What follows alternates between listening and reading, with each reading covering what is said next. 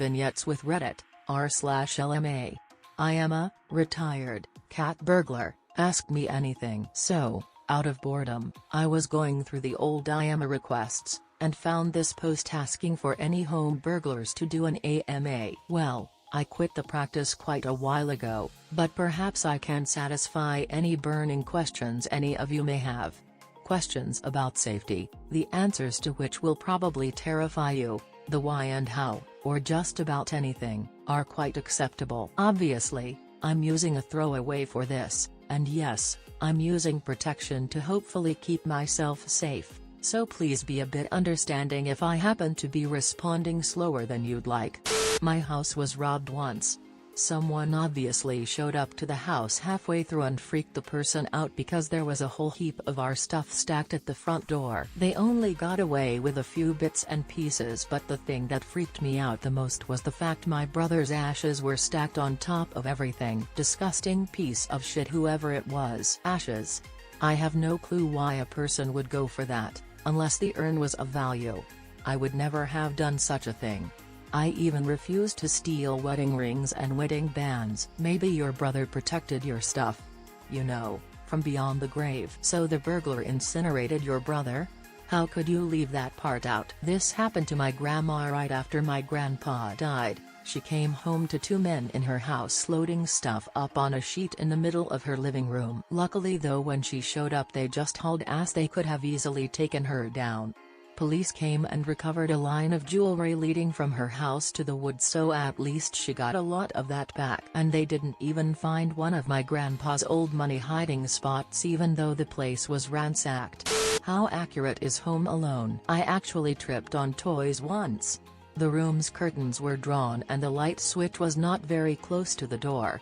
I didn't carry a flashlight. I made hits during the day, and never really needed one, and when I went into the room, I stepped on, and broke, an old Dino Rider toy. Seeing that toy brought back a lot of memories, and felt worse for breaking that toy than I did for breaking into and robbing the house. All you need is some rope, paint buckets, and an iron. Goddamn Fort Knox. Single most expensive object stolen? Most stolen from one house at the same time? Any incidents with dogs? Or homeowners actually home?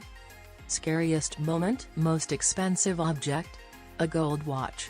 I could have grabbed a diamond wedding ring, but even I had standards. Most stolen from one house was around $1,000. And dogs? Let me give you the lowdown on dogs. They aren't protection or security. A dog can be easily tamed usually. Act friendly, give it a few rubs, and they'll happily follow you around. If that doesn't work, after my first run-in with an annoying dog, a small, yappy dog, I started carrying rawhide sticks with me. That stopped them very fast. Also, on the topic of dogs, if you want a security dog, get a small, loud dog that barks at almost everything. Big dogs may look scary, but considering most people don't like the chance of their dog turning on them, the dogs are either very tame, or chained up. Small dogs, however, bark a lot. Those were the only ones I was ever worried about. Even then, as I said, a stick or two of rawhide and they were down for the count. Scariest moment? I tried climbing up on a deck roof to get in an open window, and slipped. I caught myself, and I was only on the first floor roof, but my heart was pounding that entire hit as it had never been in any other. The house I live in with my boyfriend was broken into and most of our stuff stolen about a year ago, and it was seriously one of the most traumatic events of my life. We're college kids and lost pretty much everything we owned of any value. I still have trouble sleeping at night and have had to install alarms on everything. I just can't believe a human being could do that to another human. We're all in this thing together just trying to get by. No questions, just wanted to bitch. I'm glad you stopped though. Cheers to your new job, and hope that goes well and you never feel inclined to return to the lifestyle. I'm going to give you the best advice for home security you will ever get. Window laminate alarms, dogs, all of that are either useless or reactionary. The only thing that ever really shut me down were laminated windows. A crook's biggest weapon is speed. and their biggest enemy is time. If somebody were to try to break into your home and ended up hitting a window that was laminated, they would, in almost every case, run off. It isn't even all that expensive, especially since you only need to laminate the first floor windows, and any windows on a first floor roof on a two-story house, such as a porch or deck roof. Don't waste money on alarms or dogs. Spend it on good window laminate put in by professionals, and you will be much safer. How easy was it for you to enter targeted houses? What were your techniques? It was very easy. My method of entering was usually to find a decent backyard window and break it, entering through there. I had secured, duct tape, a sharp rock to an elbow guard, and would just hit the window. The worst times were when I forgot my gloves and had no way of opening the window. You'd be amazed at how many windows are painted shut, or were never meant to open to begin with.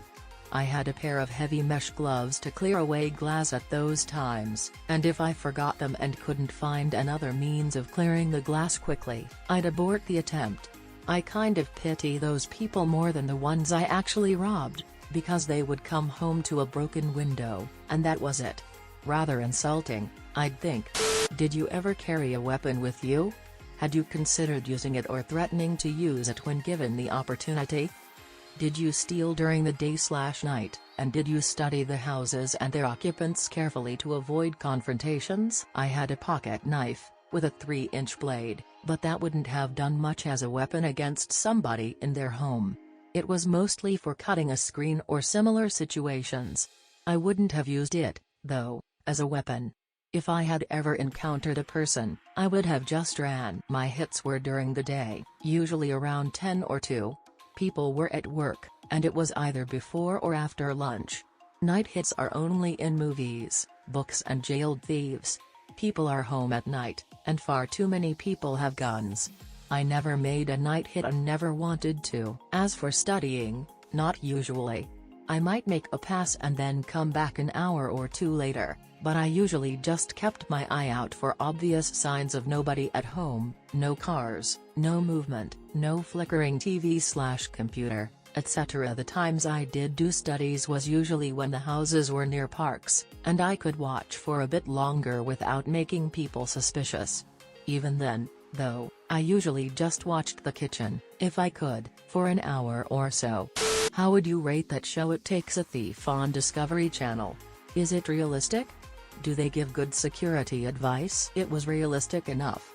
One of the points they made, about finding a hider, a person who tries to hide their valuables, is spot on. If we have the time and find out that you hide stuff, you can expect to come home to a ransacked house. Otherwise, at least for myself, it was mostly a rush in and grab what I could, then get out situation. Most smash and grabs don't trash your home, and you probably wouldn't even notice they were there if it weren't for the broken window or opened door. Their security advice is lacking, though. Alarms mean nothing, since most smash and grabs are done in only a few minutes. I usually took 3 to 5 minutes. Cameras mean nothing since a wise crook will have a mask. Really, the best advice they give, and the very advice I keep repeating, is window laminate. Of course, a good, solid door on the front and back of the house is important, along with a decent deadbolt.